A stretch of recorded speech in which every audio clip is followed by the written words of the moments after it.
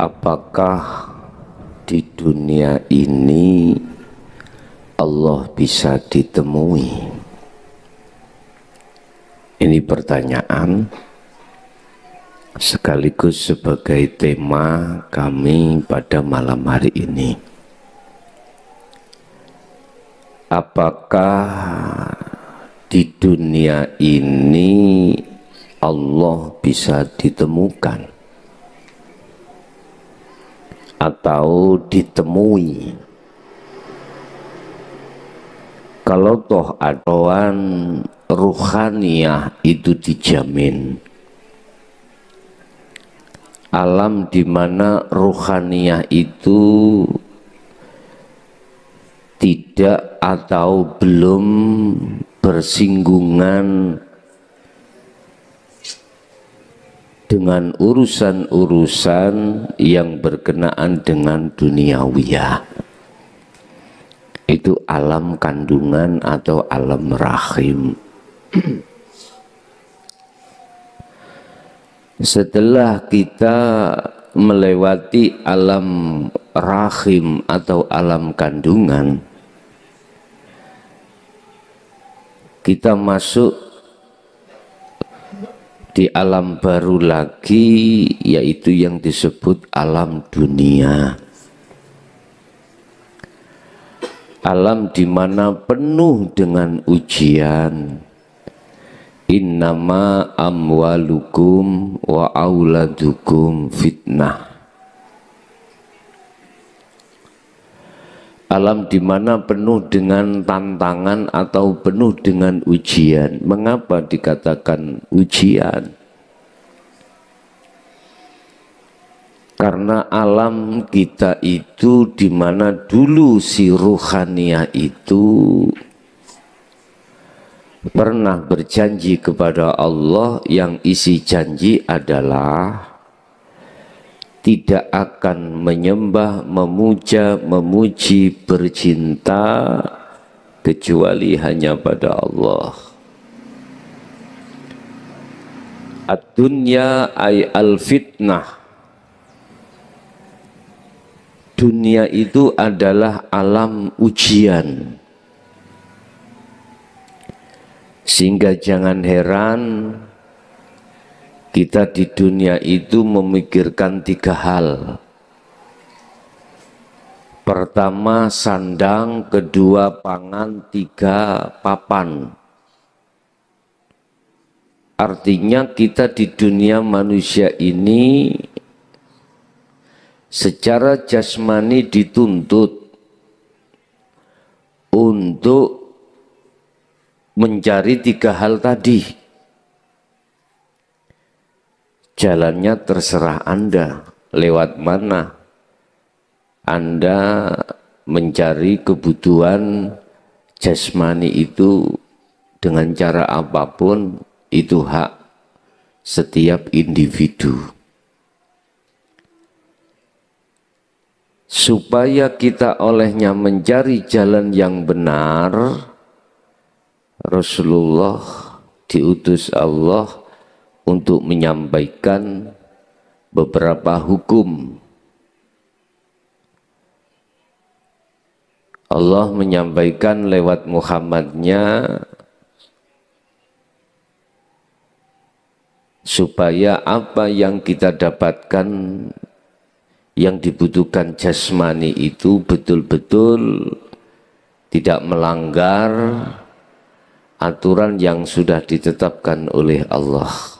Akhirnya muncullah yang namanya hukum-hukum syariah.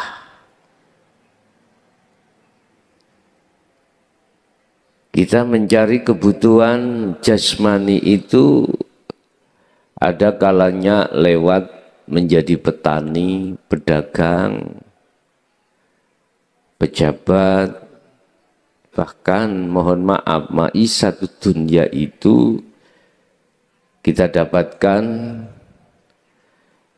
lewat ketika kita itu mempunyai satu keahlian ilmu. Bisa.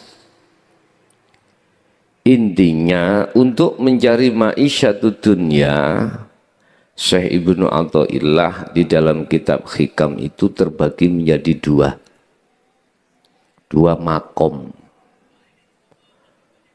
Pertama adalah makom sabab, kedua adalah makom tajrid. Apa makom sabab? Makom di mana kita olehnya mendapatkan kebutuhan duniawiyah itu disebabkan karena terlebih dahulu kita itu bekerja. Entah bekerjanya yang bagaimana, istilahnya pekerjaan yang ditimbul dari jasmani. Apakah itu pedagang, petani, nelayan, pejabat, pemerintahan, terserah. Iku sabab. Yang kedua adalah makom tajrid.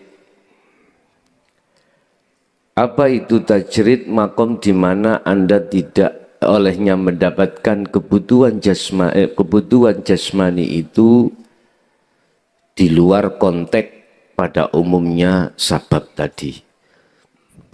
Bahasa sederhana, mungkin Anda mempunyai karomah, dengan karomah itu akhirnya banyak pengikut, banyak orang yang membutuhkan Anda, akhirnya Anda menolong. Apakah itu orang sakit, apakah itu orang yang mencari jalan keluar, Anda diminta solusi. Intinya Anda enggak susah-susah. Itu uang datang sendiri. Ya. Uang datang sendiri. Artinya Anda tidak mencari uang, malah uang yang mencari Anda, gitu. Nah, kedua makom ini sama sebetulnya di mata Allah, nggak ada bedanya. Allah tidak melihat dari arah situ. Allah hanya melihat di arah bagaimana hatimu. Sudahkah hatimu itu tahu caranya untuk bertemu Allah atau tidak? Dua makom itu tidak pengaruh. Biasanya orang-orang yang punya karomah itu ketika meninggal beberapa puluh tahun itu mayatnya utuh atau kain kafannya masih utuh, biasanya seperti itu. Tapi di mata Allah itu tidak berpengaruh apa-apa. Gak pengaruh. Bapak Ibu, ini semuanya adalah ujian yang ditampilkan terhadap Anda yang mempunyai satu maksud. Jawaban ujian itu bisa Anda jawab dengan benar atau tidak. Ujian adalah soal. Apakah soal itu bisa Anda jawab dengan benar atau tidak? Kalau Anda menjawabnya benar, maka Andalah yang dikatakan orang yang beruntung.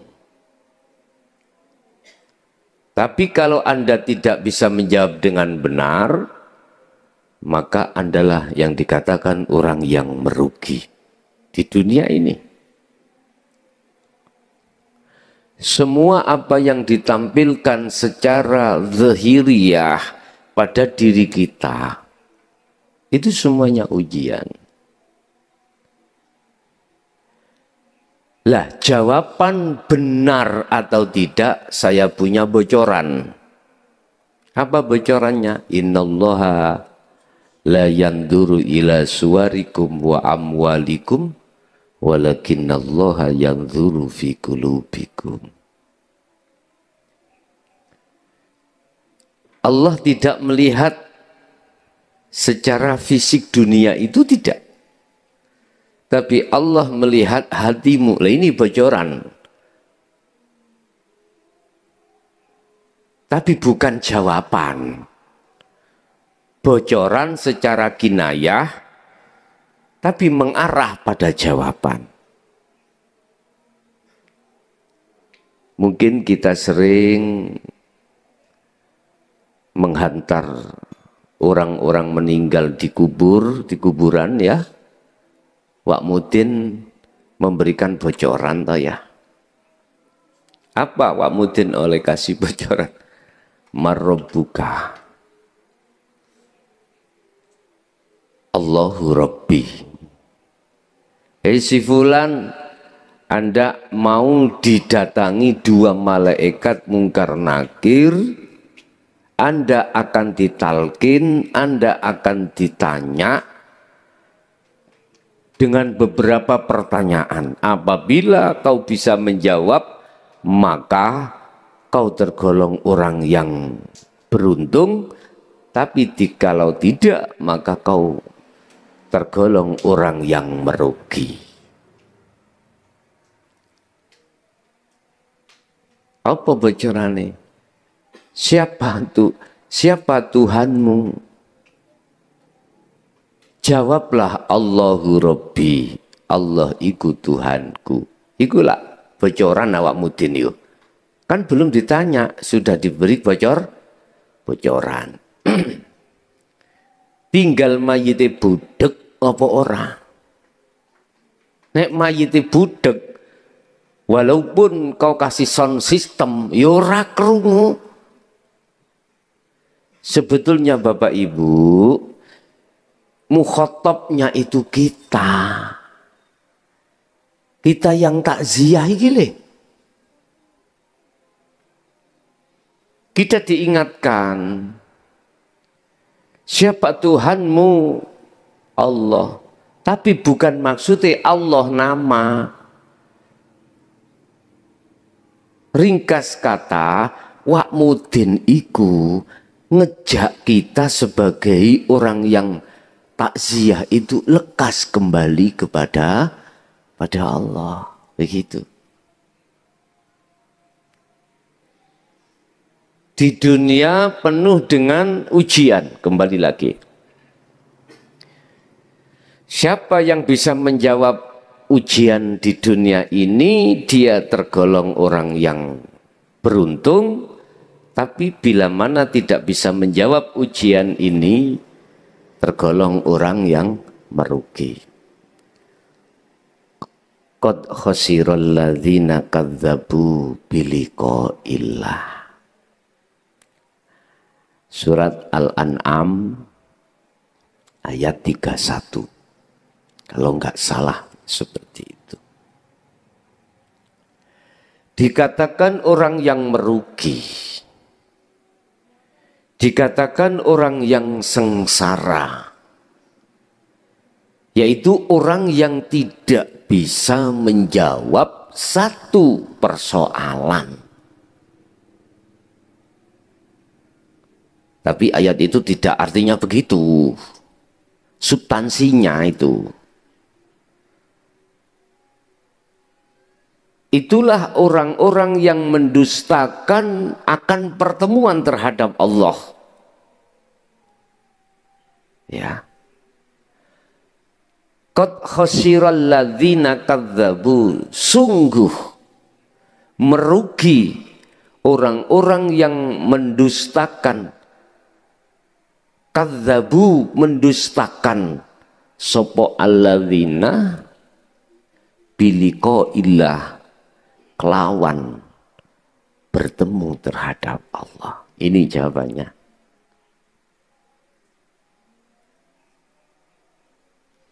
Berarti di dunia ini kita bisa bertemu Allah ya?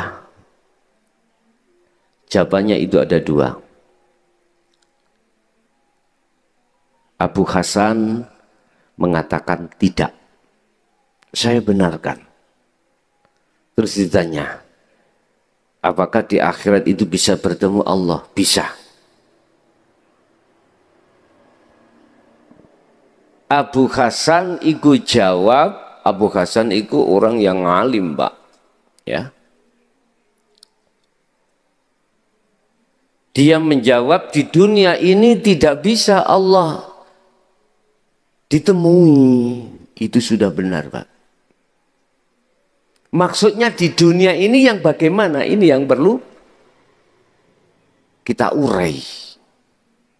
Terus ditanya lagi, apakah di akhirat Allah bisa ditemui? Bisa. Berarti dari jawaban Abu Hasan iki, Allah hanya ditemui, bisa ditemui di akhirat. Terus akhirat di mana? Ini yang harus kita pahami juga. Yes. Setelah kita masuk di dalam alam dunia, kita keluar dari alam dunia, kita dimasukkanlah alam barzah. Siapa yang dimasukkan alam barzah? Lah ini nanti juga menjadi satu pembicaraan kami. Setelah itu datanglah alam akhirat. Ila yaumi yub'atsun. Dia akan dibangkitkan, dikeluarkan dari alam barzah setelah hari kebangkitan apa? Yaumis sa'ah. Hari kiamat. Pandangan orang ahli hijab dengan ahli syuhud, ahli syariat dengan ahli makrifat beda, Pak, tentang alam ini. Kalau ahli syariat, ahli hijab mengatakan alam dunia ini dhahiriyah ini. Alam akhirat besok kalau sudah mengalami dunia ini kiamat. Itu pandangan syariah. Dan itu tidak bisa dibantah miturut hukum syariah. Dasar Quran banyak sekali yang menerangkan tentang itu. Bapak Ibu, kembali saya akan membahas tentang alam dunia. Berangkat dari jawaban Abu Hasan, ketika di dunia ini Allah tidak bisa ditemui.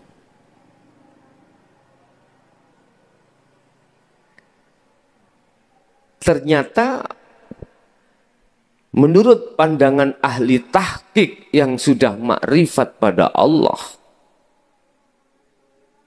benar. Allah tidak bisa kau temui di dunia. Tapi Anda akan bisa masuk ke alam akhirat di tengah-tengah dunia. Nah ini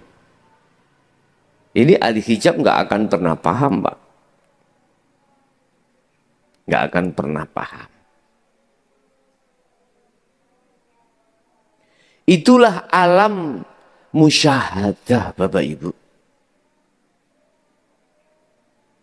Bagi ruh yang sudah tidak ada condong terhadap selain Allah, boleh jasadnya di dunia, tapi ruhaniah dia itu sudah bisa sampai bertemu menghadap Allah.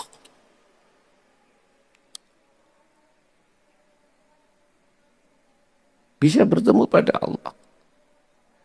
Di saat dhahiriyah ahli syuhud iki mau bermacam-macam apa aktivitas yang dihadapkan oleh Allah yang sebagai pertanyaan, beliau bisa menjawab. Apa jawabannya? Ruhaniyah berhubung sudah tidak condong terhadap selain Allah, dia hanya condong pada Allah, millata Ibrahim Hanifah, dia akan bisa masuk. Karena punya alat, Pak. Punya alat. Ahli zuhud punya alat untuk masuk dalam alam akhirat. Apa alatnya? Adalah takwa. Inna akramakum indallahi atqakum. Sesungguhnya pangkat atau derajat yang paling luhur di sisi Allah adalah takwa. Dan takwa itu meliputi 3 hal: sistem atau ilmu, bagaimana cara untuk bisa masuk ke alam akhirat, kemudian amal berarti dipraktekkan. Itulah yang disebut kholwat atau zuhud, ketika istiqomah terus menerus. Bagaimana mungkin kau bisa masuk di dalam alam yang hampa, tanpa ada udara, tanpa ada oksigen, lawang kau tidak membawa alat? Enggak bisa. Kau masuk di dalam lautan, tapi kau tidak membawa oksigen, bagaimana mungkin bisa masuk? Matilah kau, karena nggak bisa bernafas kau. Tapi bagaimana mereka yang membawa alat, dengan mudahnya dia tenggelam, dia bisa melihat apa di dalam lautan, dan itu dia tidak mati. Lalu kita nggak punya alat, ya nggak mungkin bisa masuk di akhirat ketika jasad ada di dunia. Nggak bisa, Pak. Nggak bisa.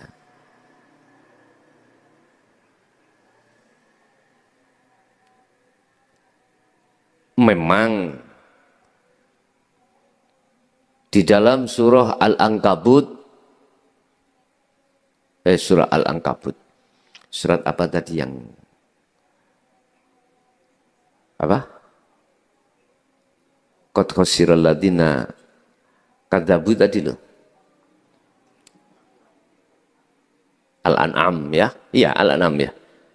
Ayat 31 ya.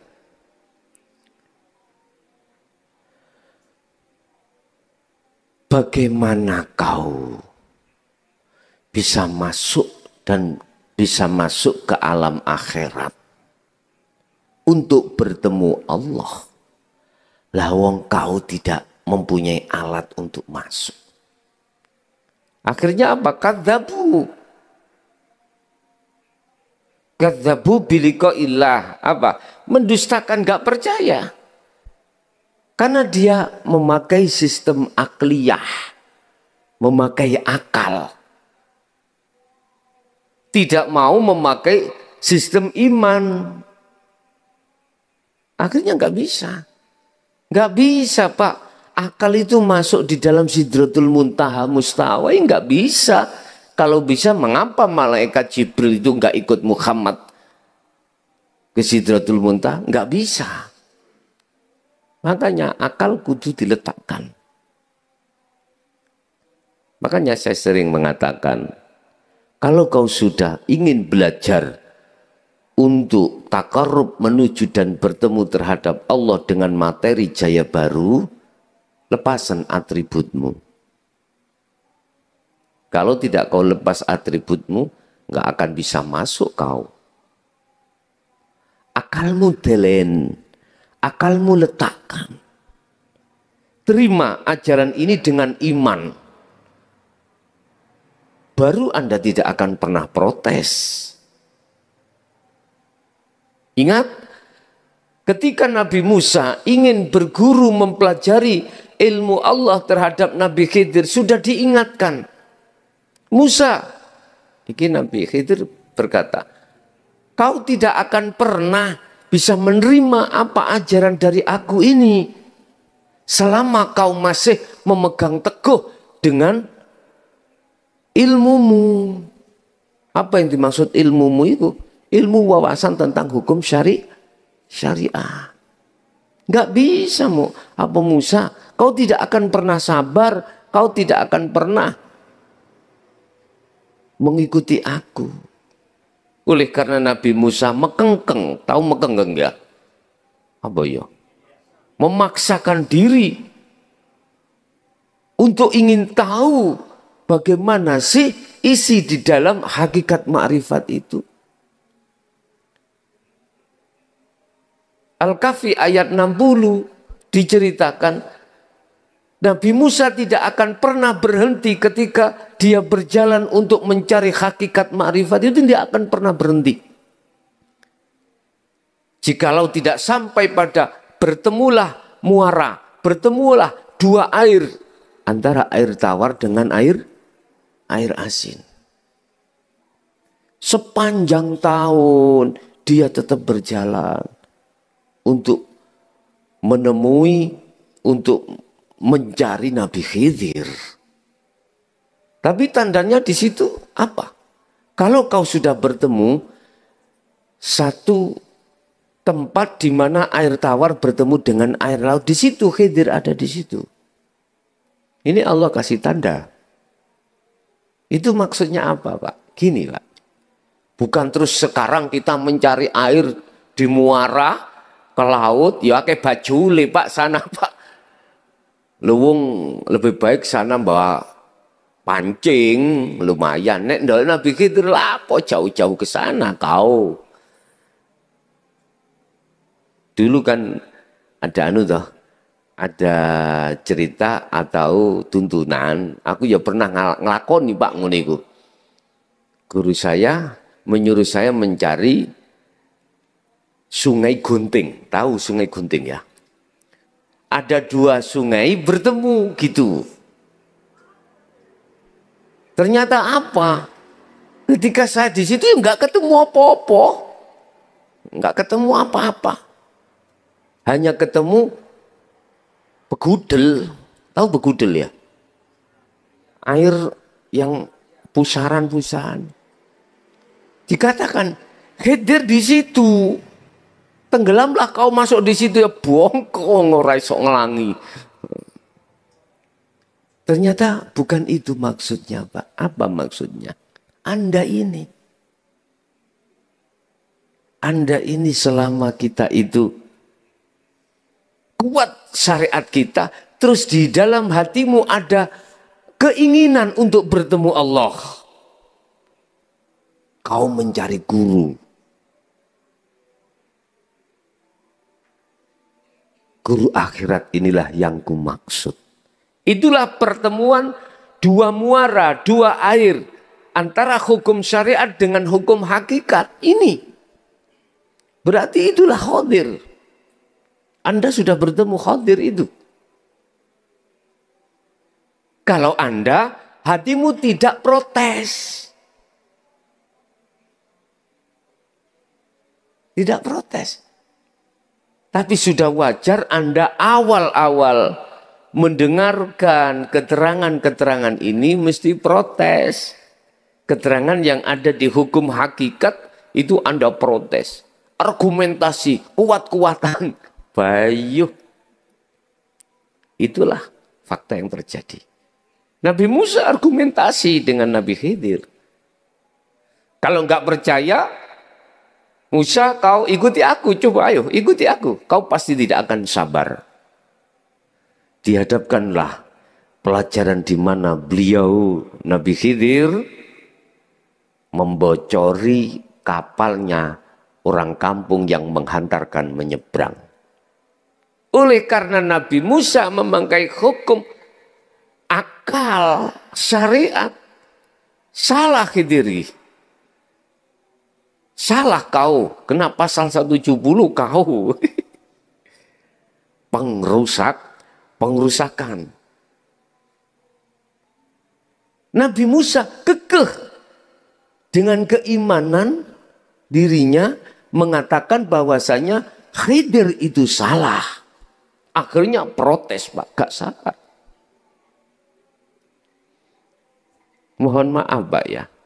Seringkali kita protes Allah. Ketika saat apa yang ditampilkan pada kita itu nggak sesuai. Contoh. Kita punya istri, kita punya suami, kita punya anak dan lain sebagainya. Oleh karena ruhaniyah kita itu tidak bisa tembus ke alam akhirat di situ, pasti ngedumel Pak hati kita itu. Istri atau suami gak cocok, hukum syariatnya ngedumel hati, protes. Anak juga begitu, pekerjaan juga begitu. Karena ruhaniyah tidak bisa menjangkau alam akhirat di situ untuk bertemu Allah. Ini golongan-golongan kita ahli hijab seperti itu. Selalu protes. Dihadapkanlah Allah satu persoalan atau satu masalah apa mancing bluk. Ngerti bluk, Pak? Misalnya bluk. Bluk itu mancing gak dapat zong. Dapat tuh tidak sesuai gitu loh Pak ya. Mulai gocair telung nyari bisa. Misalnya. Duh, itu persoalan. Dan Allah menghadapkan persoalan fitnah, ujian. Bagi ahli zuhud, pasti mementingkan bagaimana saya bisa masuk ke alam akhirat di situ. Itu tentunya ruhaniyah, Pak, bukan jasmani. Ruhaniyah bisa masuk ke alam akhirat dan bertemu Allah di situ. Oleh karena kita sebagai ahli hijab tidak bisa masuk ke alam akhirat sebab nggak punya alat. Rugilah kita. Apa bentuknya? Protes loh. Hati kita akan gedumbel, apa? Dongkol. Apapun itu. Anak, suami, istri yang gak cocok hukum syariat, begitu. Coba kalau bisa masuk di dalam alam akhirat di situ, tentunya kan bawa alat toh Pak Bu. Tentunya sudah bawa bekal alat. Akan jadi orang yang qad aflahal mu'minuna alladzina hum fi salatihim khashi'un. Itulah surat Al-Mu'minun ayat 1 dan 2.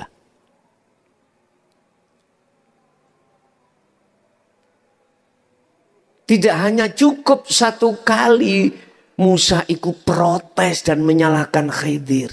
Sampai 3 kali, Pak. Karena apa? Dia tidak bisa masuk alam akhirat. Untuk bertemu sang yang hidup, sang yang dumati, sang yang esa, nggak bisa karena nggak bawa alat. Sekarang enak Pak, sampai tidak saya suruh praktek, tak ajarno ilmu disik. Kalau zamannya Nabi Khidir, Nabi Musa, praktek langsung, ikut. Kemudian yang kedua, ketemu anak kecil dibunuh. Ketiga, membangun atau mendirikan, betulkan, merehab pagar yang mau roboh. Musa nggak ngerti karepe itu, karena tidak bisa masuk ke alam akhirat. Protes terus. Loh, sampai 3 kali itu protes. Anda juga begitu. Kalau atribut Anda tidak Anda lepas masuk di dalam jaya baru, tak jamin minggat gue habis ini. Loh iya. Tak jamin gak bisa menerima apa yang materi kami sampaikan. Iki cuman materi. Apalagi langsung laku. Wah. Buyar sampean. Pernah 1 tahun Pak saya kasih pelajaran langsung praktek. Sak kampung ini medal. Karena hukum syariat yang dia pegang kuat tidak diletakkan. Ada orang satu yang ngikut, kemana ikut, hampir 1 tahun. Lah saiki lho Pak, secara syariat khutbah Jum'ah niku kan harusnya hari Jumat ya toh. Kemudian sekitar sudah masuk waktu zuhur itu toh. Baru khutbah Jumat lah gitu. Khutbah Jumat itu malam Jumat itu khutbah. Syariat keliru. Tak kasih pelajaran langsung praktek, sak kampungi minggat, Mbak. Minggat. Belum lagi yang lainnya. Belum lagi yang lainnya. Itulah nanti Anda akan tahu jawabannya ketika saat Anda sudah bisa masuk ke alam akhirat untuk bertemu Allah. Siapa yang bisa masuk ke alam akhirat? Dialah golongan-golongan yang dikehendaki Allah, yaitu para kekasih Allah. Ala inna awliya Allah la khaufun alaihim walahum yahzanun. Itu para kekasih. Siapa kekasih Allah?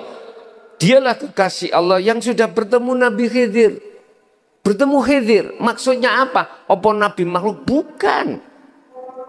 Imanmu itu sudah klik dengan hukum hakikat. Berarti itulah maksud Anda sudah bertemu Nabi Khidir.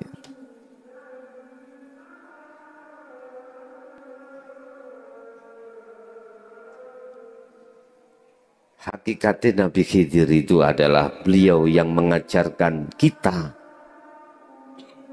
untuk ke Allah. Nek syariatin Nabi ya, Nabi yang keluar dulu yang sekarang itu sampai sekarang. Apakah juga terjadi syariat seperti itu? Wallahu alam.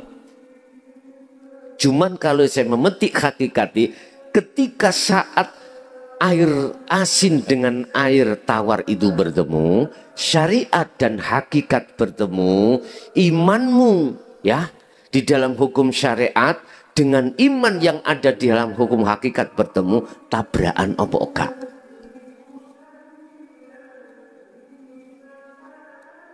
Kontradiksi apa enggak Anda? Kalau Anda kontradiksi berarti hakikatnya kau belum bertemu Nabi Khidir. Walaupun itu tadi hakikatnya Anda sudah bertemu, otomatis Anda itu bisa menerima ajaran-ajaran di dalam dinul haq ini. Disitulah Anda sebetulnya itu mempunyai guru Nabi Khidir kuwi. Tanda hatimu bisa menerima ajaran beliau. Apa? Ajaran ilmu hakikat menuju makrifat pada Allah. Iki hakikatnya Anda sudah bertemu Khidir. Hakikatnya. Memang benar dunia ini Anda tidak akan pernah bertemu Allah. Tetapi bukan berarti dunia ini belum ada akhirat. Sudah. Tinggal pertanyaannya, Anda jasmani ada di dunia, rohani menjadikan dunia dari akhirat, itu bagaimana? Nah ini nanti tidak ada kontradiksi antara syariah dengan hakikat. Makanya laku 4 yang keempat itu kan saya katakan if'alu asyari'ata bil haqiqati ila ma'rifatillah. Jadikanlah hukum syariat, hukum laku dhahiriyah ini menjadi hakikiyah untuk makrifat pada Allah. Hukum dhahiriyah sebagai pertanyaan atau soal atau ujian. Jadikan hukum hakikat. Caranya bagaimana? Jangan pernah dalam dirimu merasa dirimu yang melakukan, tetapi tetapkanlah yang melakukan semua apa di dalam dirimu maupun di luar dirimu hanyalah Sang Yang Dumati atau Sang Yang Tunggal. Itulah Allah Subhanahu wa Ta'ala. Baru kalau sudah duduk ruhaniahmu ditajali, Anda sudah dikatakan masuk di dalam alam akhirat. Otomatis bisa bertemu Allah. Makanya Abu Hasan jawabnya benar. Di dunia tidak bisa kau temui, tapi di akhirat baru bisa kau ketemui. Sekarang bagaimana dunia ini menjadi akhirat. Udah itu.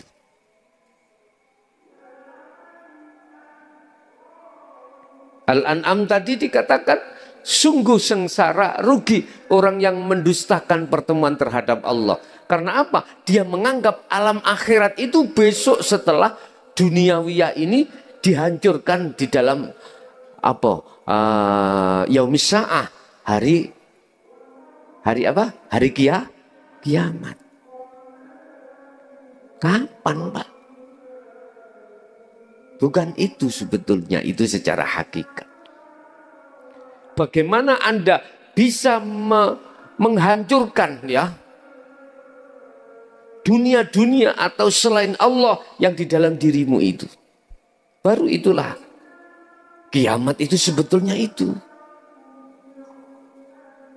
Sehingga ini bisa dijadikan sebagai barometer. Barang siapa saat di dunia sudah mengalami, sudah menghancurkan selain Allah di dalam dirinya, maka selamatlah dia nanti bila mana secara syariat datangnya hari kiamat. Itulah yang digolongkan, kata Rasulullah, golongan yang bighairi hisab, golongan yang tanpa dihisab, dihitung.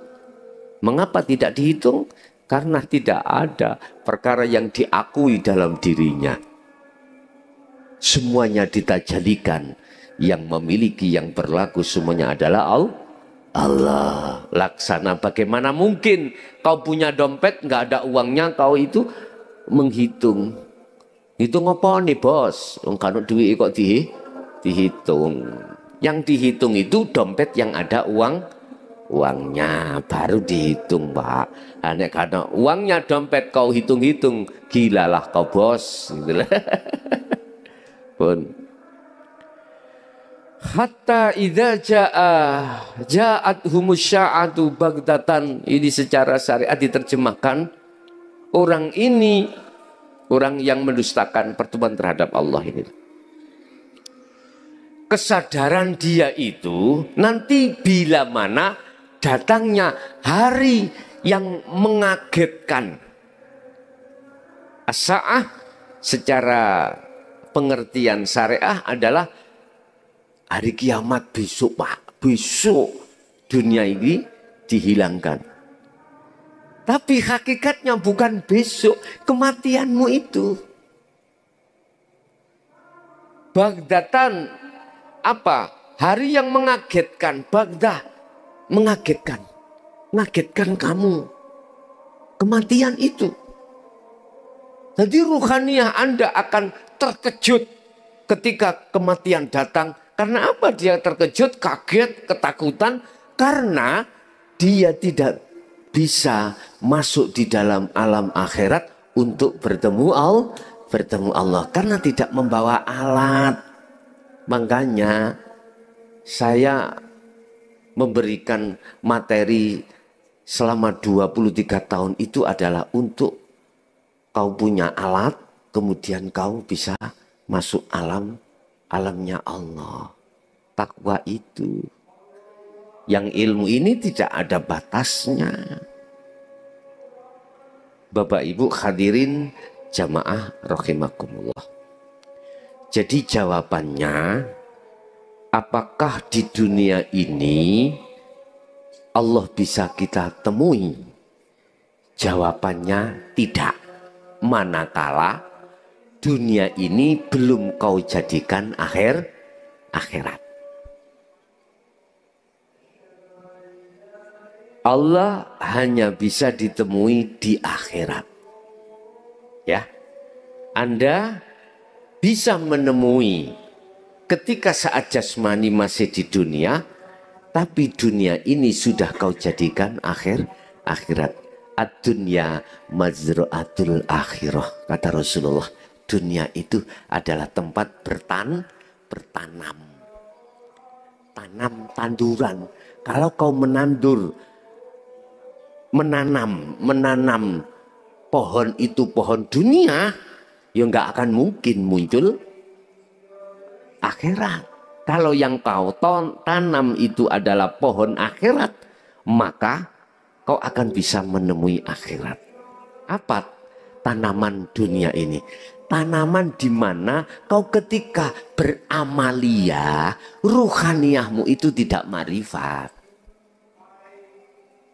Walaupun sholat hatimu gak marifat, tak peldingi silit kuwi nek sesuk nek nyun sewu ya, nek mati itu akhirat ketemu amaliyah iki buah, enggak bisa. Kurang nemen tak aku ngomong. Ini alam dunia. Tanaman dunia ini. Kau sholat karena pahala, kau sholat karena surga. Padahal Allah sudah mengingatkan lillahi ta'ala. Hanya karena Allah. Karena Allah itu bagaimana sih? Dalam hatimu sudah tidak ada. Kau mengakui kau yang melakukan.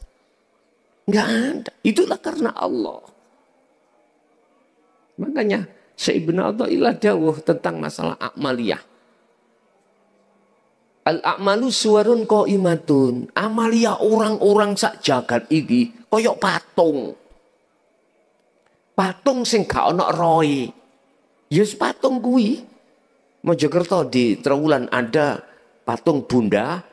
Bunda tidur. Coba kamu ke sana. Kau kan gak punya uang. Ke sana minta aja sana. Bunda, uangnya Bunda. Sampai, mohon maaf loh ya. Sampai berpuluh tahun pun Bunda tidur nggak akan pernah memberikan uang. Itu amalia dunia itu seperti itu Pak. Apalagi amalan dunia dalam hatimu masih ingin dipandang orang. Masih ingin dipandang. Sebetulnya kata Rasul, ad-dunya mazra'atul akhirah. Tanaman untuk akhirat. Disindir seperti itu. Gak paham umat Islam. Karena apa? Karena dia belum ketemu Nabi Khidir. Begitu loh bos.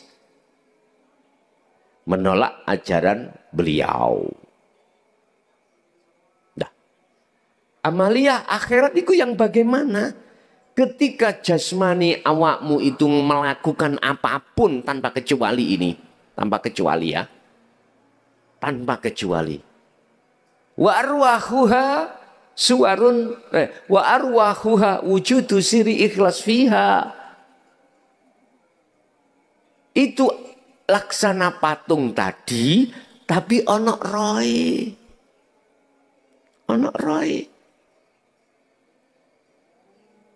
Apa roy patung? Apa roy amal? Ikhlas. Apa itu ikhlas? Ma'rifat Allah. Ikhlas itu Anda tidak merasa dirimu yang melakukan. Berarti ma'rifatullah. Berarti tanduran apa? Pohon apa? Menanam. Bener menanam. Menanam pohon akhirat itu maksudnya adalah kau beramaliyah apapun tetapi ruhaniyahmu iku makrifat pada Allah.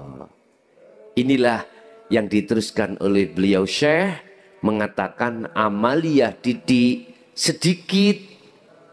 Jikalau kau sertakan makrifat Allah, jangan anggap itu sedikit.